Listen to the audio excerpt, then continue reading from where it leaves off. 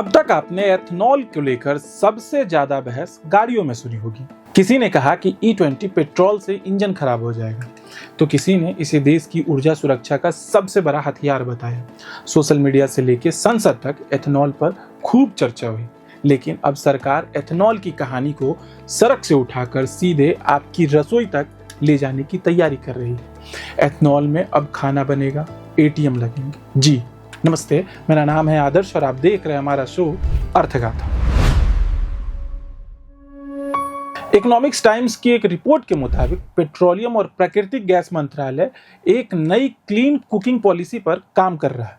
इस नीति का मकसद एथनॉल को सिर्फ गाड़ियों का ईंधन नहीं, बल्कि घरों में खाना पकाने के लिए LPG के विकल्प के रूप में भी इस्तेमाल करना है। माना जा रहा है कि यह पॉलिसी सितंबर तक तैयार हो सकती है। सवाल है कि आखिर सरकार ऐसा क्यों करना चाहती है?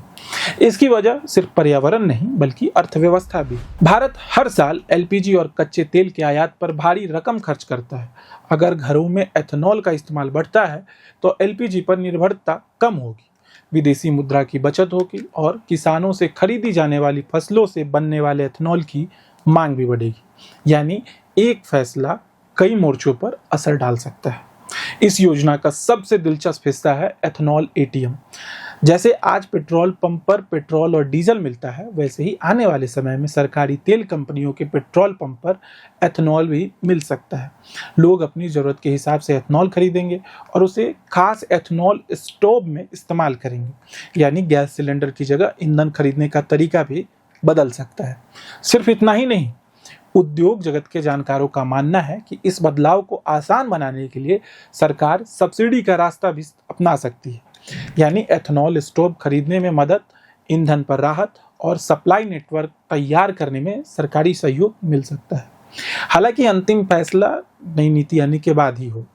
लेकिन यहाँ एक बड़ा सवाल उठता है, क्या भारत के पास इतना एथनॉल है कि गाड़ियों के साथ साथ रसोई की जरूरत को भी पूरी कर सके? जवाब है हाँ, और यही इस पूरी योजना की सबसे बड़ी ताकत है। केयरेज रेटिंग के मुताबिक भारत की एथनॉल उत्पादन क्षमता 20 अरब लीटर सालाना से ज्यादा हो चुकी है और इस वित्तीय वर्ष में करीब 4 अरब लीटर अतिरिक्त क्षमता जुड़ने की भी उम्मीद है। हर साल लगभग 11 अरब litre ethanol E20 petrol blending में इस्तेमाल होता है, जबकि 3 से 3.5 अरब लीटर शराब, दवा और केमिकल उद्योग में खपत करते हैं।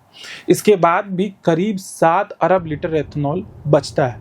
यही अतिरिक्त उत्पादन सरकार को नए इस्तेमाल तलाशने का मौका दे रहा है। यही वजह है कि भारत सिर्फ घरेलू इस्तेमाल ही नहीं, बल्कि नेपाल, बांग्लादेश और इंडोनेशिया जैसे देशों को एथनॉल निर्यात करने की संभावना पर भी विचार कर रहा है। यानी एथनॉल भविष्य में सिर्फ एक ईंधन नहीं, बल्कि भारत के लिए एक बड़ा आर्थिक अवसर भी बन सकता है।